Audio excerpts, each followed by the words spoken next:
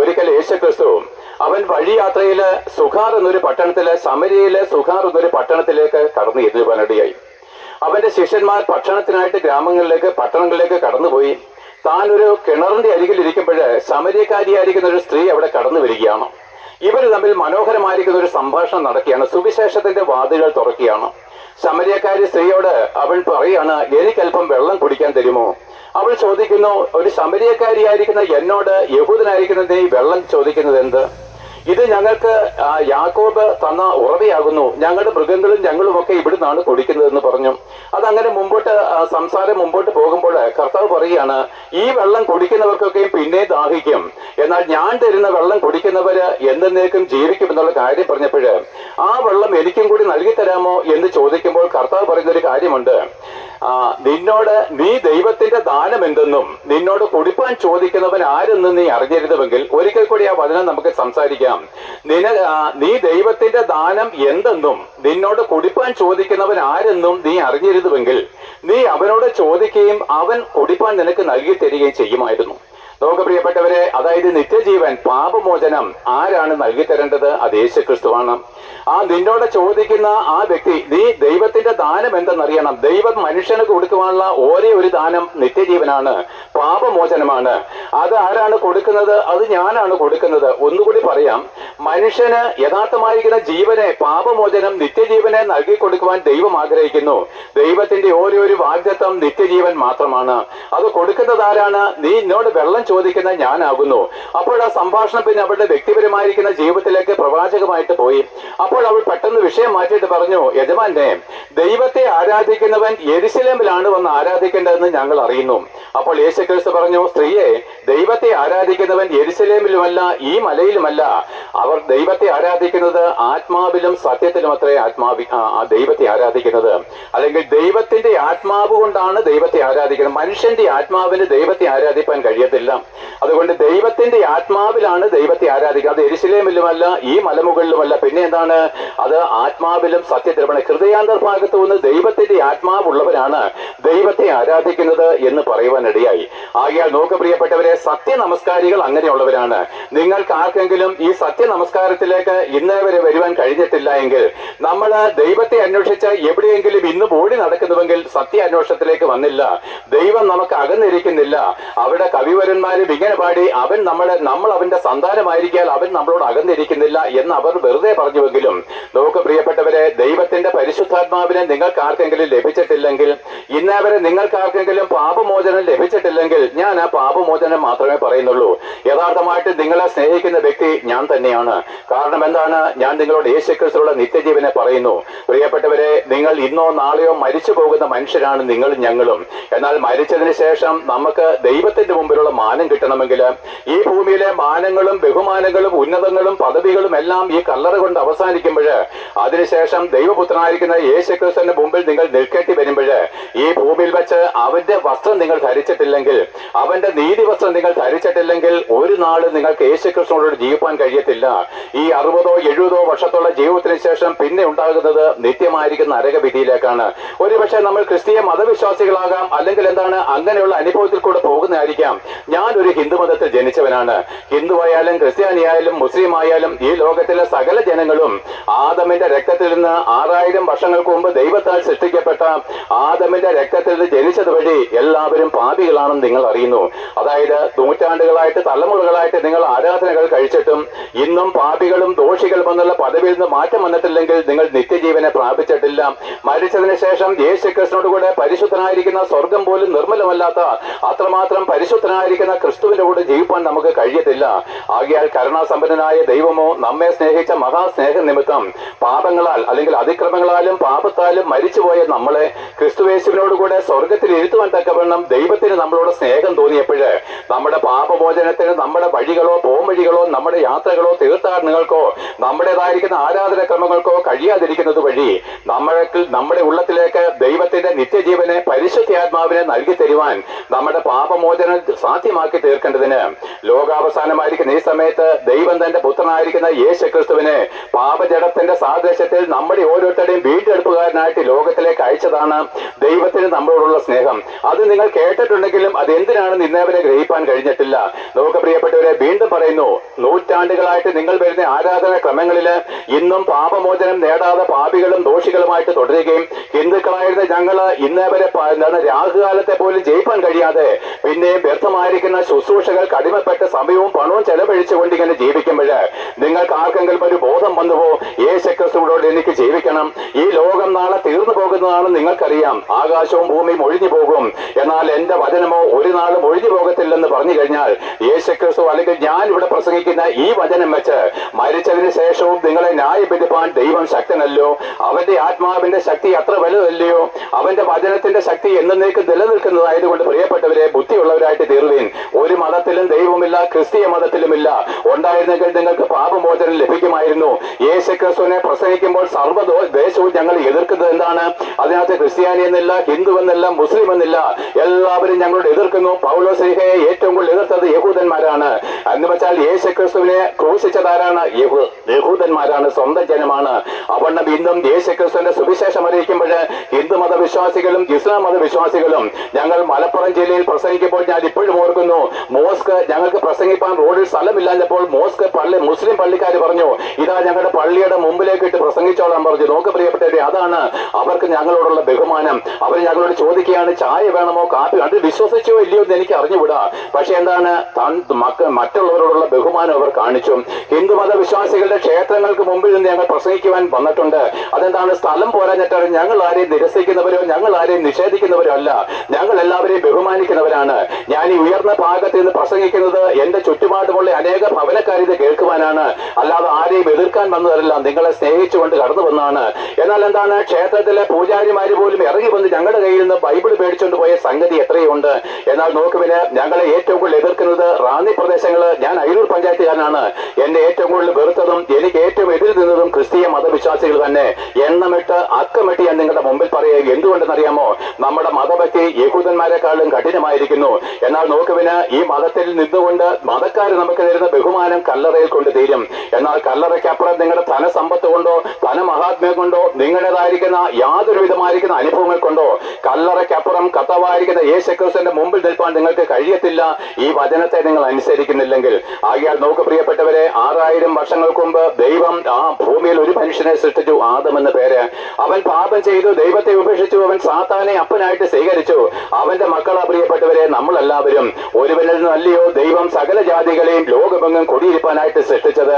അതിപ്പോൾ ക്രിസ്തീയ മതം പല വിഭാഗമുണ്ട്. ജ്ഞാനായുണ്ട്, മർത്തോമയുണ്ട്, കത്തോലിക്കയുണ്ട്, CSI ഉണ്ട്. ഇങ്ങനെ നിരവധിയായിട്ട് പോകുന്നു. ഹിന്ദുക്കളിലും ഉപവിഭാഗങ്ങളുണ്ട്, മുസ്ലിങ്ങളിലും ഉപവിഭാഗമുണ്ട്. തമ്മിൽ കൊന്നു തീർക്കുകയാണ്.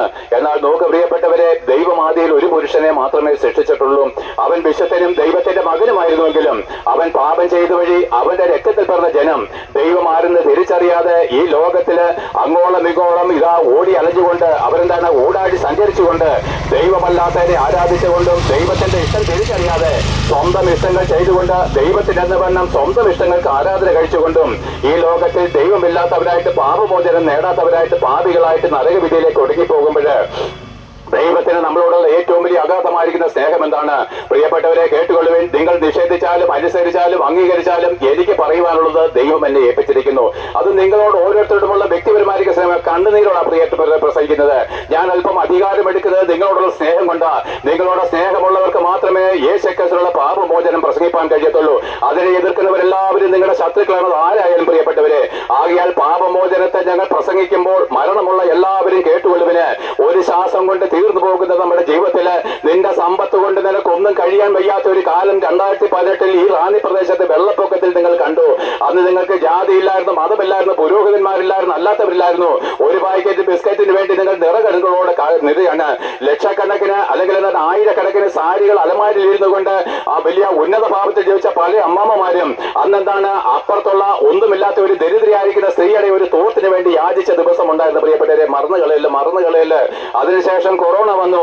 നിങ്ങൾ നിങ്ങളുടെ സമ്പത്തിൽ നിങ്ങളെ രക്ഷിപ്പാൻ കഴിഞ്ഞിട്ടില്ല. നിങ്ങളുടെ ഉന്നത ഭാവങ്ങൾക്കോ മതഭക്തികൾക്കോ പൗരോഹിത്യങ്ങൾക്കോ അന്ന് നിങ്ങളെ രക്ഷിപ്പാൻ കഴിഞ്ഞിട്ടില്ല. അന്ന് നിങ്ങൾ നിലവിളിച്ചത് യേശു ക്രിസ്തുവാണ്, കർത്താവെ രക്ഷിക്കണമെന്ന്. നോക്ക് പ്രിയപ്പെട്ടവരെ, ഞാനും അതേ പറയുന്നുള്ളൂ. രക്ഷിപ്പാൻ കഴിയുന്ന ഏക വ്യക്തി യേശു ക്രിസ്തു മാത്രമാണ്. അവൻ ഇന്നലെയും ഇന്നും നാളെയും അനന്യനായതുകൊണ്ട് ആ യേശു ക്രിസ്തുവിനെ രക്ഷയ്ക്കായിട്ട് വിളിച്ചപേക്ഷിപ്പിൻ. കുറവിൽ നിന്ന് രക്ഷപ്പെടുവാനല്ല, വെള്ളപ്പൊക്കത്തിൽ നിന്ന് രക്ഷപ്പെടുവാനല്ല, അത് ചെയ്തുകൊള്ളുവിൻ. പക്ഷേ പാപമോചനത്തിനായിട്ട് നിങ്ങൾ യേശു ക്രിസ്തുവിന്റെ നാമം വിളിച്ചപേക്ഷിപ്പിന്. അവനെ വിളിച്ചപേക്ഷിക്കുന്ന ഏവർക്കും അവൻ സൗജന്യമായിട്ട് നൽകി കൊടുക്കുന്ന ഈ ജീവന്റെ വെള്ളം സമൃദ്ധമായിട്ട് നിങ്ങൾ ഈ ഭൂമിയിൽ വെച്ച് ആസ്വദിച്ച് അനുഭവിച്ചുകൊള്ളുമെന്ന ഞാൻ പറയുന്നത്. ആകയാൽ നോക്ക് പ്രിയപ്പെട്ടവരെ, ദൈവത്തിന് നമ്മളോടുള്ള സ്നേഹം എന്താണെന്ന് നിങ്ങൾക്കറിയാമോ? സകല മനുഷ്യരോടും ഞാൻ പറയുന്നു, പ്രിയപ്പെട്ടവരെ, കണ്ണുനീരോട് ഞാൻ പറയുന്നു, വളരെ വേദനയോട് പറയുന്നു. ഒരു ഉപദേശി നിങ്ങളുടെ അടുക്കൽ വന്ന് പ്രസംഗിക്കുന്ന പ്രിയപ്പെട്ടവരെ, ആരുടെയെങ്കിലും പൈസ കട്ടുപിടിക്കാനല്ല, ആരെങ്കിലും പറയുന്നതിന്റെ കേട്ട് ആരെങ്കിലും ബോധ്യപ്പെടുത്തുവാൻ പ്രഭാതത്തിൽ ഒരു മൈക്കും വെച്ച് ഇറങ്ങി വന്നവനുമല്ല. അതുകൊണ്ടാണ് എന്റെ വാക്കുകൾക്ക് അധികാരം. നോക്ക് പ്രിയപ്പെട്ടവരെ, രാത്രികാലം നിങ്ങൾ മദ്യപിച്ചോ നിങ്ങളുടേതായിരിക്കുന്ന സുഖ സന്തോഷത്തിലോ ജീവിക്കുമ്പോൾ ഇതൊന്നും വേണ്ടാതെ വെച്ച് രാത്രികാലം കണ്ണുനീരോടും നിലവിളിയോടും കൂടെ അഭയാചന കഴിച്ചുകൊണ്ടാണ് ഈ മൈക്ക് പറയുന്നത്. അതുകൊണ്ട് ഞങ്ങൾക്കൊരു അധികാരമുണ്ട്. ആകയാൽ ഞങ്ങൾക്കെതിരെ നിൽക്കുന്നവരോട് ദൈവത്തിന്റെ ഒരു പ്രതികാരമുണ്ടെന്ന് ഏത് വ്യക്തിയോടും പറയുന്നു. എന്നാൽ എന്താണ് ആ പ്രതികാരത്തിന്റെ അഗ്നി? സുവിശേഷത്തിനെതിരെ നിങ്ങളുടെ ജീവിതത്തിലേക്ക് വരാതിരിക്കേണ്ടതിന്. അല്ലെങ്കിൽ യേശുക്രിസ്തു പണ്ട് പറഞ്ഞു, അവനിതാ ക്രൂശുമരവും ചുമന്നുകൊണ്ട് അവന് അങ്ങോട്ട് കടന്നു പോകുമ്പോൾ, ഗോൽഗോഥ മലമുകളിലേക്ക് കടന്നു പോകുമ്പോൾ യെരൂശലേം പുത്രിമാര് തന്നെത്താൻ അടിച്ചുകൊണ്ട് അവന്റെ പുറകെ വരികയാണ്. അയ്യോ നിനക്കിത് പറ്റിയല്ലോ എന്നാണ് അവര് പറയുന്നത്. കർത്താവ് പറഞ്ഞു, നിങ്ങൾ എന്നെ ചൊല്ലി കരയണ്ട, നിന്നെയും നിന്റെ മക്കളെയും ഓർത്ത് കരഞ്ഞുകൊള്ളുവിന്. ഇതാ നിങ്ങളുടെ പിതാക്കന്മാരും നിങ്ങളുടെ ഭർത്താക്കന്മാരും ഒക്കെ ഒരു ശാപം ചോദിച്ച് മേടിച്ചിട്ടുണ്ട്. പ്രിയപ്പെട്ടവരെ, സുവിശേഷത്തെ അവർ എതിർത്തു. എന്തുകൊണ്ടെന്നറിയാമോ? മതഭക്തിയാണ്.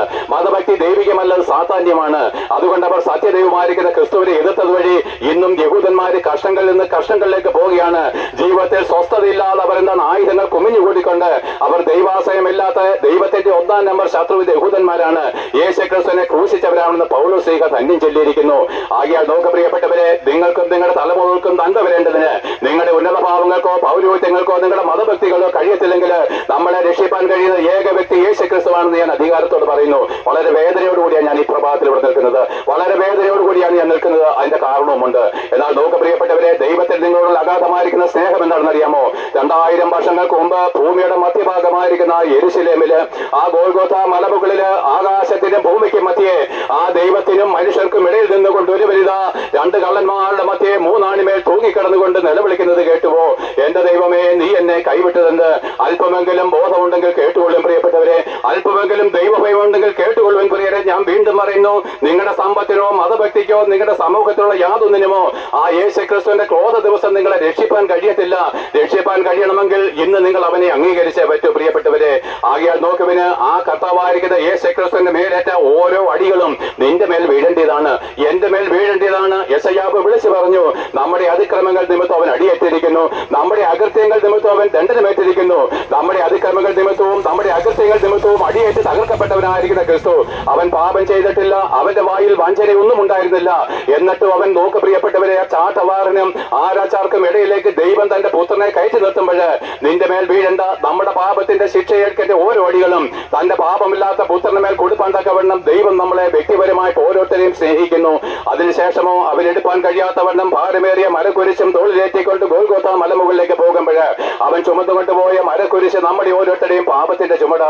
ആ പാപം ചുമന്നത് വഴി അതേ പാപത്തിൽ 2 കള്ളന്മാരുടെ മധ്യേ 3 ആണിമേൽ നട്ടുച്ച വെയിലില് അവൻ തൂങ്ങിക്കിടക്കുമ്പോൾ അവൻ നിലവിളിച്ചതാണ്, എന്റെ ദൈവമേ, നീ എന്നെ തള്ളിക്കളഞ്ഞതെന്ത്. എന്റെ പ്രിയപ്പെട്ടവരെ, സന്ധ്യയ്ക്ക് 6 മണി വരെ ഇന്ന് എനിക്ക് പ്രസംഗിക്കാൻ കഴിയും. എന്നാൽ എന്റെ പ്രസംഗം ഞാൻ ഇവിടെ നിർത്തുകയാണ്. നിങ്ങൾക്കുള്ളത് തന്നുകൊണ്ട് ഞാൻ പോവുകയാണ്. മരിച്ചതിന് ശേഷം നമ്മൾ വീണ്ടും കണ്ടുമുട്ടുന്ന ദിവസം വിജയഗോപാൽ എന്ന പേരോടുകൂടിയ ഹിന്ദുമത വിശ്വാസത്തിൽ നിന്ന് മാനസാന്തരപ്പെട്ട് എന്റെ രക്ഷകനായിരിക്കുന്ന യേശു ക്രിസ്തുവിനെ പൂർണ്ണ ഹൃദയത്തോടെ സ്നേഹിക്കുന്ന എന്റെ ഈ പ്രസംഗം വെച്ച് ദൈവം നിങ്ങളെ ന്യായം വിധിക്കാതിരിക്കുന്നെങ്കിൽ ഇവിടെ മരിക്കുന്നതിന് മുമ്പ് മാനസാന്തരപ്പെടണം എന്നുള്ള ദൈവത്തിന്റെ കൽപ്പന അറിയിക്കുകയാണ്. എന്നാൽ നോക്ക് പ്രിയപ്പെട്ടവരെ, ആ ക്രൂശിലവൻ മരിക്കുകയാണ്. ആ ക്രൂശിലവൻ നമ്മുടെ പാപങ്ങൾക്ക് പരിഹാര ബലിയായിട്ട് ആദമിന്റെ രക്തത്താൽ നമുക്ക് വന്ന പാപത്തിന് പരിഹാര ബലി, ആദമിന്റെ മകൻ എന്നുള്ള പദവിയിൽ നമ്മൾ ഭരിച്ച് ദൈവത്തിന്റെ മക്കളും വിശുദ്ധരുമായിട്ട് നമ്മൾ എഴുന്നേക്കേണ്ടതിന് നമ്മുടെ പാപങ്ങൾ, പാപത്തിന്റെ ശമ്പളം മരണമാണെന്നുള്ള ദൈവകോടിയുടെ മുമ്പിൽ നമുക്ക് ഓരോരുത്തർക്കും പകരക്കാരനായിട്ട് അവൻ കാൽവറി ക്രൂശിൽ മരിക്കുകയാണ്. ഇതാണ് ദൈവത്തിന് നമ്മളോടുള്ള അഗാധമായിരിക്കുന്ന സ്നേഹം. കൊറോണയിൽ നിന്ന് രക്ഷിച്ചതല്ല, വെള്ളപ്പൊക്കത്തിൽ രക്ഷിച്ചതല്ല, നിങ്ങളുടെ കുഞ്ഞുങ്ങളെ സമൃദ്ധമായിട്ട് അനുഗ്രഹിച്ച ഉദ്ദേശിച്ചതുമല്ല ദൈവസ്നേഹം. ദൈവസ്നേഹം എന്ന് പറയുന്നത് നീ മരിച്ചു, നീ മരിക്കേണ്ടവനാണ്, നീ പാപിയാണ്. അതിന്റെ സ്ഥാനത്ത് നിന്റെ പാപം ഏറ്റത് വഴി നിന്റെ ശിക്ഷ അവൻ ഏൽക്കേണ്ടി വന്നതാണ്. ദൈവത്തിന് നിന്നോടുള്ള അഗാധമായിരിക്കുന്ന സ്നേഹം. തന്റെ ഏകജാതനായ പുത്രനിൽ വിശ്വസിക്കുന്ന ഏവനും നശിച്ചു പോകാതെ നിത്യജീവൻ പ്രാപിക്കേണ്ടതിന് ദൈവം അവനെ നൽകുവാൻ തക്കവണ്ണം ലോകത്തെ സ്നേഹിച്ചു. ലോകം എന്ന് പറഞ്ഞാൽ ഈ ഭൂമിയല്ല, നമ്മളെ ഓരോരുത്തരെയും, ആദമിന്റെ മക്കളെ. ആ കർത്താവായിരിക്കുന്ന യേശുക്രിസ്തു ഒരിക്കൽ പോലും പിതാവിനെ ദൈവമെന്ന് വിളിച്ചിട്ടില്ല.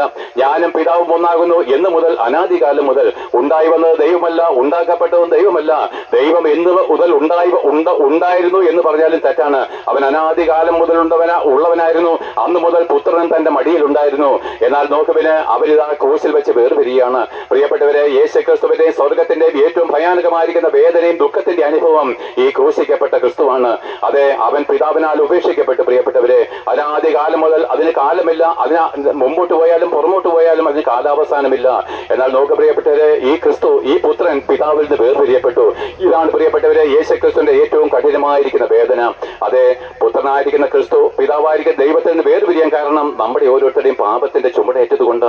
കാരണം എന്താണ്? ദൈവം ആത്മാവാണ്. ആത്മാവാകുന്ന ദൈവത്തിൽ നമ്മുടെ പാപം ചെലുത്തുവാൻ കഴിയാത്തത് കൊണ്ട് അവന്റെ പുത്രനായിരിക്കുന്ന ക്രിസ്തുവിനെ ഒരു മനുഷ്യ ശരീരമുള്ളവനായിട്ട് ലോകത്തിലേക്ക് അയച്ചത് നമ്മുടെ പാപഭാരം ചുമക്കുവാനാണ്. നമ്മുടെ പാപഭാരം ചുമന്നപ്പോഴോ ഇപ്പോൾ ക്രൂശിൽ തൂങ്ങിക്കിടക്കുന്നത് ദൈവപുത്രനായിരിക്കുന്ന ക്രിസ്തുവായിട്ടല്ല. നമ്മുടെ പാപങ്ങളെ ഏറ്റപ്പോൾ നമുക്കത് പാപത്തിന് പരിഹാര ബലിയായിട്ട് അർപ്പിക്കപ്പെട്ട നിനക്ക് പകരക്കാരനായിരിക്കുന്ന വെറും ഒരു മനുഷ്യനായിട്ട് അത്രേ ക്രിസ്തു ക്രൂശിൽ തൂങ്ങിക്കിടക്കുന്നത്. അവന്റെ ദൈവികത്വം മുഴുവൻ, അവന്റെ മഹത്വം മുഴുവൻ അവൻ ഉപേക്ഷിച്ച് കളഞ്ഞ. പ്രിയപ്പെട്ടവരെ, അവൻ എന്നെ പോലെ നിന്നെ പോലെ നമ്മുടെ പാപം ചുമന്ന ഒരു മനുഷ്യനായിട്ട് തന്നെത്താൻ താഴ്ത്തി. അതുകൊണ്ടാണ് അവൻ അവിടെ നിലവിളിച്ചത്. അവനിപ്പോഴൊരു മനുഷ്യനാണ്, സ്വർഗത്തിൽ ഒരു ജഡ്ജി ഇരിക്കുന്നു. അവന്റെ പിതാവ് ഇപ്പോൾ പിതാവായിട്ടല്ല, അവനൊരു ജഡ്ജിയായിട്ട് രൂപാന്തരം ചെയ്യപ്പെട്ടിരിക്കുന്നു. നമ്മുടെ പാപങ്ങളെ അവന്റെ മേൽ ചുമത്തപ്പെട്ടപ്പോൾ നമ്മുടെ പാപത്തിന്റെ ശിക്ഷ വിധിക്കുന്ന ഒരു ജഡ്ജിയായിട്ട് പിതാവ് വന്നിരിക്കുന്നു. നോക്ക് പ്രിയരെ, പിതാവും പുത്രനും ഇപ്പോൾ മനുഷ്യനും ജഡ്ജിയുമായിട്ട് മാറിയിരിക്കുന്നു. എന്തൊരു ഭയങ്കരമാണിത്! ഇതാണ് ദൈവത്തിന് നമ്മളോടുള്ള സ്നേഹം. ആ ക്രിസ്തു എനിക്ക് വേണ്ടി നിനക്ക് വേണ്ടി മരിച്ചുവല്ലോ. അവൻ മരിക്കുമ്പോൾ എന്താണ് സംഭവിച്ചത്? തിരശീല മുകൾ തൊട്ട് താഴെ വരെ കയറി. ആദം മരിച്ചപ്പോൾ ദൈവം തൂക്കിയതാണ് ഈ തിരശീല. ദൈവം വിശുദ്ധനും മനുഷ്യൻ പാപിയുമായിട്ട് തീർന്നപ്പോൾ പാപിയായി മനുഷ്യന്റെയും ദൈവവും തമ്മിലുള്ള ശത്രുത്വമാണ് ഈ തിരശ്ശീല നമ്മളെ കാണിച്ചു തരുന്നത്. ഇന്നും നമ്മളൊരു തിരശ്ശീലയ്ക്ക് പുറകിലാണെങ്കിൽ യേശുക്രിസ്തു മരിച്ചിട്ടില്ലെന്നാണ് നിങ്ങൾ പറയുന്നത്. അതേ പ്രിയപ്പെട്ടവരെ, യേശുക്രിസ്തു തന്റെ ദേഹമെന്നുള്ള തിരശ്ശീല കീറിയപ്പോൾ ദൈവത്തിനും മനുഷ്യർക്കും ഇടയിൽ ദൈവം തൂക്കിയിരുന്ന ഈ അതിവിശുദ്ധ തലത്തിന് മുമ്പിൽ തൂക്കിയിരുന്ന ഈ തിരശ്ശീല ശത്രുത്വം കീറിക്കളയുകയും ഏത് പാപിക്കും നേരിട്ട് ദൈവത്തിന്റെ അടുക്കലേക്ക് കടന്നു ചെല്ലുവാൻ ദൈവം ജീവന്റെ പുതുവഴി, പുതിയ നിയമം ആരംഭിക്കുകയും ചെയ്തു. ആകിയാൽ ഇനി യാഗങ്ങളില്ല, ബലികളില്ല, കർമ്മങ്ങളില്ല, ആചാരങ്ങളില്ല, തീർത്ഥാടനങ്ങളില്ല, പൗരോഹിത്യമില്ല. ഏത് പാപിക്കും ദൈവത്തെ, യേശുക്രിസ്തുവിനെ സ്വന്തം ഹൃദയത്തിൽ മാനസാന്തരപ്പെട്ട് തിരിഞ്ഞാൽ ഏത് പാപിക്കും സ്വർഗം സൗജന്യമാണ്, പാപമോചനമാണ്. ആകിയാൽ മാനസാന്തരപ്പെട്ടതിന് ശേഷം എന്ന് വെച്ചാൽ പിതൃപാരമ്പര്യങ്ങളും മതഭക്തികളും പൗരോഹിത്യങ്ങളെയും വിട്ട് യേശുക്രിസ്തുവിനെ നീ ഏകരക്ഷകനും കർത്താവുമായിട്ട് ഹൃദയത്തിൽ അംഗീകരിക്കണം. അതിന് വിരുദ്ധമായിരിക്കുന്ന എല്ലാ ആരാധനകളും ഹൃദയത്തിൽ നീക്കം ചെയ്യുന്നതാണ് മാനസാന്തരം. അതിനുശേഷം നിങ്ങൾ സ്നാനമേൽക്കണം. പ്രിയപ്പെട്ടവരെ, ഈ സ്നാനത്താലല്ലാതെ പാപമോചനമില്ല. ആകിയാൽ ഈ സ്നാനത്തെ എതിർക്കുന്നവരെല്ലാവരും നിങ്ങളുടെ ഒന്നാം നമ്പർ ശത്രുവാണ്. ദൈവവചനത്തിനാണ് ഞാൻ പറയുന്നത്. ഞാൻ എന്റെ സ്വന്തം ഇഷ്ടമല്ല, യേശുക്രിസ്തുവിന്റെ ഇഷ്ടം അത്രേ പറയുന്നത്. ഈ സ്നാനം എന്ന് പറഞ്ഞാൽ യേശുക്രിസ്തുവിനോട് കൂടെ ക്രൂശിൽ മരിക്കുകയാണ്. AD 375 നിഖ്യാ വിശ്വാസ പ്രമാണം എഴുതി ഒപ്പുവെക്കുമ്പോൾ മാമോദീസ ഒന്ന് മാത്രമേ പാപമോചനത്തിനായിട്ടുള്ളൂ എന്ന് ഞങ്ങൾ ഏറ്റുപറഞ്ഞുകൊണ്ട് മരിച്ചവരുടെ ഇടയിൽ നിന്നുള്ള പുനരുത്ഥാനവും വരുവാനിരിക്കുന്ന രാജ്യത്തിന്റെ നന്മയും കാത്തുപാർക്കുന്നു ആമേൻ എന്നുള്ളത് പഴുതടച്ചെഴുതിയ നിഖ്യാ വിശ്വാസ പ്രമാണത്തില് നോക്ക് പ്രിയപ്പെട്ട അന്നുവരെയും പൗലോസ്ലീഹയും പത്രോസ്ലീഹയും എല്ലാവരും കാണിച്ചത് മാനസാന്തരപ്പെട്ടിട്ടുള്ള സ്നാനമാണ്. നിങ്ങൾ ഓരോരുത്തരും മാനസാന്തരപ്പെട്ടിട്ട് നിങ്ങളുടെ പാപമോചനത്തിനായിട്ട് യഹൂദന്മാരെ, നിങ്ങളുടെ വലിയ യഹൂദ മതമുണ്ടല്ലോ, അതൊന്നും ഒരു രക്ഷയുമില്ല. യേശുക്രിസ്തു യഹൂദനാണെങ്കിലും അവനെന്താണ് നിങ്ങൾക്ക് വേണ്ടി മരിച്ചിരിക്കുന്നത്? അവൻ ലേവ്യനല്ല, ലേവ്യ പൗരോഹിത്യത്തോടെ തീർന്നു പോയിരിക്കുന്നു. ആകിയാൽ യഹൂദനായാലും യവനായാലും ഹിന്ദുവായാലും ക്രിസ്ത്യാനിയായാലും ഏത് വിഭാഗമായാലും മരണമുള്ള എല്ലാവരും കേട്ടുകൊള്ളുവിൻ, ഒരു മാനസാന്തരം നമുക്ക് ആവശ്യമാണ്. ഇന്നേ വരെ രാഹുകാലത്തെ ജയിക്കാൻ കഴിയാത്ത, ഇന്നേ വരെ പാപമോചനം നേടുവാൻ കഴിയാത്ത സകലരെയും വിട്ടുകളഞ്ഞ് അതെല്ലാം നമുക്ക് സൗജന്യമായിട്ട് നൽകി തരുന്ന യേശുക്രിസ്തുവിനെ ഏകരക്ഷകനായിട്ട് ആരാധിപ്പാനാണ്. അവനല്ലാതെ ഒരു ആരാധനാ പുരുഷനില്ല. സകല മഹത്വത്തിനും പുകഴ്ചയ്ക്കും ധനത്തിനും സമ്പത്തിനും യോഗ്യനായിരിക്കുന്നവൻ യേശുക്രിസ്തുവാണ്. അവനെ അല്ലാതെ ആരാധിക്കരുതെന്ന് ബൈബിള് ദൈവവചനം രേഖപ്പെടുത്തിയിരിക്കുന്നു. അതിനുശേഷം സ്നാനമേൽക്കണം. ആ സ്നാനത്താലാണ് പാപമോചനം. പ്രിയപ്പെട്ടവരെ, സ്നാനം എന്ന് പറഞ്ഞു കഴിഞ്ഞാൽ യേശുക്രിസ്തുവിനോട് ക്രൂശിൽ മരിക്കുക എന്നാണ്. ഇന്ന് അവൻ ക്രൂശിലില്ല, അവൻ സ്വർഗത്തിൽ പിതാവിന്റെ വലത്തുഭാഗത്താണ്. എന്നാൽ രണ്ട് കള്ളന്മാരിൽ ഒരുവൻ മാനസാന്തരപ്പെട്ട് അവനോട് കൂടെ മരിച്ചു, മറ്റേ കള്ളൻ മാനസാന്തരപ്പെടാതെ മരിച്ച് നരകത്തിലേക്ക് പോയെങ്കിൽ അതേ യഥാർത്ഥമായിരിക്കുന്ന സ്നാനം യേശുക്രിസ്തുവിന്റെ ക്രൂശീകരണമാണ്. യോഹന്നാന്റെ കൈക്കഴില് യോർദാൻ നദിയിലേറ്റ സ്നാനമല്ല ഞാൻ പ്രസംഗിക്കുന്നത്, യേശുക്രിസ്തുവിന്റെ ക്രൂശിലെ സ്നാനം. ഇതാണ് യഥാർത്ഥമായിരിക്കുന്ന സ്നാനം. ആ സ്നാനത്തിന് നിങ്ങൾ പങ്കാളികളായിട്ട് തീരുവാൻ മനസ്സില്ലെങ്കിൽ നിങ്ങൾക്ക് ഒരിക്കലും പാപമോചനം ലഭിക്കത്തില്ല. മരണത്തോടുകൂടി എല്ലാ കാര്യങ്ങളും തീരും. അതിനുശേഷം നിത്യമായിരിക്കുന്ന നരകാഗ്നി മാത്രമേ ഉള്ളൂ. ഇങ്ങനെ മാനസാന്തരപ്പെട്ട് സ്നാനമേൽക്കുമ്പോൾ ദൈവം പരിശുദ്ധാത്മാവിനെ തരും. ഈ പരിശുദ്ധാത്മാവുള്ള പ്രിയരെ വീണ്ടും ജനനം ബോൺ അഗെയിൻ എന്ന് പറയുന്നത്. ഈ പരിശുദ്ധാത്മാവുള്ളവരൊക്കെ വിശുദ്ധന്മാരാണ്. അങ്ങനെ സ്നാനമേറ്റ ആത്മാവിനെ പ്രാപിച്ചവര് വിശുദ്ധിയോടെ ജീവിക്കണം. ലോകത്തിന്റെ കളങ്കങ്ങൾ പെട്ടുപോകാതെ, ലോകത്തിന്റെ വഞ്ചനയിൽ കുടുങ്ങിപ്പോകാതെ, നമ്മൾ ഉപേക്ഷിച്ചു പോയ മതഭക്തിയിലേക്ക് മടങ്ങിപ്പോകാതെ, മണമാട്ടി മണവാളിന് വേണ്ടി വിശുദ്ധിയോടെ കാത്തിരിക്കുന്ന പോലെ ഈ ലോകത്തിൽ ദൈവത്തോടെ വരവിന് വേണ്ടി യേശുക്രിസ്തുവിന്റെ യാത്രയ്ക്ക് മടങ്ങി വരവിന് വേണ്ടി കാത്തിരിക്കണം. നാളെ യേശുക്രിസ്തു മടങ്ങി വരുമ്പോൾ എന്റെ പ്രത്യാശ എന്താണെന്നറിയാമോ പ്രിയപ്പെട്ടവരെ? എന്റെ ദ്രവിച്ചു പോകുന്ന ശരീരത്തെ അവൻ മാറ്റും. അതിനു മുമ്പ് മരിച്ചു പോയാലും സാരമില്ല, അവൻ നാളെ മടങ്ങി വരുമ്പോൾ ഞാൻ ഈ കല്ലറ വിട്ട് എഴുന്നേറ്റ് വരും. ഇതെന്റെ നല്ല ഉറപ്പുള്ള പ്രത്യാശയാ. അതുകൊണ്ടാണ് പ്രസംഗിക്കുന്നത്. നിങ്ങളെല്ലാവരും അങ്ങനെ വരണം, നിങ്ങളുടെ കുഞ്ഞുങ്ങൾ അങ്ങനെ വരണം. ഇതാണ് ഞങ്ങളെപ്പോലുള്ള ഒരു ആഗ്രഹം. പൗലോസും പറയുന്നു, ഞാൻ സകല ജാതികൾക്കും കടക്കാരനാണ്, യഹൂദന്മാർക്കും ബർബരന്മാർക്കും എല്ലാവർക്കും യവനന്മാർക്കും എല്ലാവർക്കും ഞാൻ കടക്കാരനാണ്. പ്രിയപ്പെട്ടവരെ, വലിയൊരു സമ്പത്ത് ഞങ്ങളുടെ കയ്യിൽ തന്നിരിക്കുകയാണ് നിങ്ങൾക്ക് വിതരണം ചെയ്യാനായിട്ട്. എന്നാൽ വേണ്ട എന്ന് പറയുന്നതിന് വേണ്ട, വേണമെന്ന് പറയുന്നതിന് വേണം. ആകയാൽ നോക്ക് പ്രിയപ്പെട്ടവരെ, നാളെ യേശുക്രിസ്തു മടങ്ങി വരുമ്പോൾ അവന്റെ ദ്രവിച്ചു പോകുന്ന ശരീരം മാറ്റി തേജസ്സും തിളക്കമേറിയതുമായിരിക്കുന്ന ഒരു പുതിയ ശരീരം ധരിച്ചുകൊണ്ട് 1000 വർഷം ഞാൻ യേശുക്രിസ്തുവിനോട് ഭൂമി വാഴും. ശരച്ഛേദം നടന്നോട്ടെ, ആരെങ്കിലും തല്ലിക്കൊന്നോട്ടെ, സുവിശേഷത്തിന്റെ പേരിൽ രക്തസാക്ഷിയാകട്ടെ. എന്താ സന്തോഷമെന്നറിയാമോ? 1000 ആണ്ട് ഭൂമിയിൽ ഞാൻ അവനോട് കൂടെ രാജാവായിട്ട് വാഴാൻ വരും. 1000 ആണ്ട് കഴിഞ്ഞ് ലോകം അവസാനിക്കും. ഞാൻ പിതാവായ ദൈവത്തിന്റെ സ്വർഗത്തിലേക്ക് പുത്രനോട് കൂടെ പറന്നു പോകും. എന്നാൽ നിങ്ങൾ ഇന്ന് ഭൂമിയിൽ വെച്ച് മാനസാന്തരപ്പെട്ട് സ്നാനമേറ്റ് കർത്താവിന് വേണ്ടി കഷ്ടവും നിന്ദയുമേറ്റ് അല്ലാതെയാണ് മരിക്കുന്നതെങ്കിൽ, പാപിയും ദോഷിയുമായിട്ടാണ് നിങ്ങൾ മരിക്കുന്നതെങ്കിൽ, ഒരിക്കൽ കൂടെ ഞാൻ പറയുന്നു, വേദനയോട് പറയുന്നു, ഇന്നാണ് ക്രിസ്തു വരുന്നതെങ്കിൽ ഇന്നേ 1000 ആണ്ട് തികയുന്ന ലോകം അവസാനിക്കുമെന്നും അന്ന് നിങ്ങൾ ഓരോരുത്തരും പാപിയായിട്ടാണ് മരിക്കുന്നതെങ്കിൽ കല്ലറകളെ വിട്ട് എഴുന്നേറ്റ് വന്ന് നാസറേയനായിരിക്കുന്ന യേശുക്രിസ്തുവിന്റെ സിംഹാസനത്തിന് മുമ്പിൽ നിങ്ങൾ നിൽക്കേണ്ടി വരും. അവൻ നമ്മുടെ ന്യായം വിധിക്കും. നിങ്ങൾക്കറിയാമല്ലോ, ഞാൻ വലിയൊരു വെള്ള സിംഹാസനവും അതിലൊരുത്തന്നെ ഇരിക്കുന്നതും കണ്ടു. അവന്റെ മുമ്പിൽ നിന്ന് ആകാശവും ഭൂമിയും ഓടിപ്പോയി, പിന്നെ അതിനെ കണ്ടില്ല. മരിച്ചവർ ആബാലവൃത്തം അവന്റെ മുമ്പിൽ നിൽക്കുന്നത് കണ്ടു. പുസ്തകങ്ങൾ തുറന്നു, ജീവന്റെ പുസ്തകം എന്ന വേറൊരു പുസ്തകം തുറന്നു. മരിച്ചവർക്ക് ഓരോരുത്തർക്കും അവനവന്റെ പ്രവർത്തിക്കൊത്തവണ്ണം ശിക്ഷാവിധി ഉണ്ടായി. എന്റെ പ്രിയപ്പെട്ടവരെ, ഭൂമിയിൽ നിന്റെ സകല രഹസ്യങ്ങളും പരസ്യപ്പെടുത്തുന്ന ഒരു ദിവസമുണ്ട്. ആരാ പാപം ചെയ്യാത്തത്? ഞാൻ പാപം ചെയ്തിട്ടുള്ളവനാണ്, നിങ്ങളെക്കാൾ ഉപരി പാപിയായ മനുഷ്യനാണ്. എന്നാൽ യേശുക്രിസ്തുവിന്റെ രക്തം സകല പാപവും പോക്കി എന്നെ ശുദ്ധീകരിച്ച് നല്ല ഉറപ്പുള്ളത് കൊണ്ടാണ് മനുഷ്യരുടെ മുമ്പിലും ദൈവത്തിന് മുമ്പിലും പ്രാഗൽഭ്യത്തോടെ നിൽക്കുന്ന പ്രിയപ്പെട്ടവരെ. അവൻ നമ്മുടെ പാപങ്ങളെ പരസ്യപ്പെടുത്തി അവൻ നമ്മളെ നരകവിധിയിലേക്ക് തള്ളിക്കളഞ്ഞാൽ, എന്റെ പ്രിയപ്പെട്ടവരെ, എത്ര കോടി വർഷം വരെ കണക്കില്ല. അന്ന് സമയമില്ല, കാലമില്ല, സൂര്യനില്ല, ചന്ദ്രനില്ല, നക്ഷത്രമില്ല. ആ എറ്റേർണൽ ലൈഫാണ്. അത് നിത്യമായിരിക്കുന്ന നരകവിധിയാണ്. അതിൽ നിങ്ങളെ രക്ഷിക്കുവാൻ ഒരു പുരോഹിതനും കഴിയത്തില്ല, ഒരു രാജാവിനും കഴിയത്തില്ല, ഒരു നേതാവിനും കഴിയത്തില്ല, സമ്പത്തിനും കഴിയത്തില്ല. നിങ്ങളും നിങ്ങളുടെ കുഞ്ഞുങ്ങളും തീപ്പൊയ്കയിലേക്ക് വീണ് എന്നേക്ക് വരികയാതിരിക്കാനാണ് ഞങ്ങൾ സുവിശേഷം പറയുന്നത്. അല്ലാത്തതിന് ഞങ്ങൾ എന്തിനാണ് ഇറങ്ങിയത്? ഈ നരകത്തിൽ കടന്നവനാ ഞാൻ. എന്നെ എന്റെ കർത്താവ് നരകത്തിൽ നിന്ന് വീണ്ടെടുത്തതാണ്. ഈ ചെളിക്കൊഴുമ്പിൽ തന്നെ വീണ്ടെടുത്ത് എന്നെ രക്ഷിച്ചതാണ്. അവനോടുള്ള സ്നേഹത്തിലും നിങ്ങളോടുള്ള സ്നേഹത്തിലുമാണ് സുവിശേഷം പറയുന്നത്. നഷ്ടപ്പെട്ടു പോകുന്ന ഒരു ആത്മാവിനെ പറ്റിയുള്ള കണ്ണുനീരോട് പ്രിയരെ പ്രസംഗിക്കുന്നത്. ആരെയും കാണിക്കാനല്ല, ആരെയും കേൾപ്പിക്കുവാനല്ല.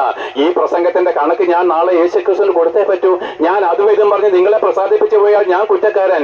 നിങ്ങൾ കേട്ട ഈ പ്രസംഗത്തിന്റെ കണക്ക് നിങ്ങളും യേശുക്രിസ്തുവിന് മുമ്പിൽ കൊടുത്തേ പറ്റൂ പ്രിയപ്പെട്ടവരെ. അത്ര അധികാരത്തോടെ ഞാൻ പ്രസംഗിക്കുന്നു. അതുപോലെ നിങ്ങളെ സ്നേഹിച്ചുകൊണ്ടാണ് പ്രസംഗിക്കുന്നത്. ആകയാൽ ഉന്നത പാപങ്ങളെ താഴ്ത്തുവിൻ, നഗളഹൃദയങ്ങളെ വിട്ടുകളയുവിന്, മാനസാന്തരപ്പെട്ട് സ്നാനമേറ്റ് പരിശുദ്ധാത്മാവിനെ പ്രാപിച്ച് ആ യേശുക്രിസ്തുവിന്റെ വരവിന് വേണ്ടി കൂട്ടായ്മ ആചരിച്ച് അവന് വേണ്ടി കഷ്ടവും നിന്നയും ഏറ്റുകൊണ്ട് നിങ്ങൾ അവന്റെ വരവിന് വേണ്ടി കാത്തിരുന്നുകൊണ്ട് അവന്റെ ഉദ്ദേശം നിങ്ങൾ സഫലമാക്കി തീർക്കട്ടെ എന്ന് ആഗ്രഹിച്ചും പ്രാർത്ഥിച്ചും കൊണ്ട് ഈ പ്രസംഗം നിർത്തുന്നു.